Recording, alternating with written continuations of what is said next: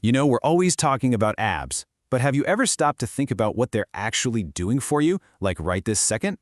Well, let's get to know the incredible team of muscles working away in your core. No, really, just for a second, think about it. Are you sitting down, standing up, just breathing? Believe it or not, your abs are right there in the thick of it for every single one of those things. They're basically never off the clock. And that's why I love this idea of them being your body's hidden heroes. They are constantly on duty, giving you support, helping you move, and most of the time you don't even have to give them a single thought. And we're not just talking about one single muscle here, it's a whole team. And their job description, it's huge. I mean, from the simple act of standing up straight to taking a really deep breath, this team is absolutely essential to your everyday life. And like any great team, it's all about teamwork. Each muscle in there has a really specific, coordinated job that's just critical for your body to function and stay safe.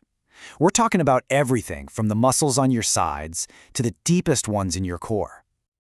So let's break down what this team actually does. First, you've got your deepest ab muscle, the transverse abdominis, which acts like a built-in corset, keeping your spine stable. Then your obliques, on the sides, they're the ones that let you twist and bend. And together, they create this protective wall for all your vital organs, and they keep up the internal pressure you need for, well, everything, from coughing to lifting something heavy. It's a massive job. Okay, but here's where things get really cool. Unlike, say, your heart muscle, which just does its own thing, your abdominal muscles have this dual nature. They work automatically, but they're also completely under your command.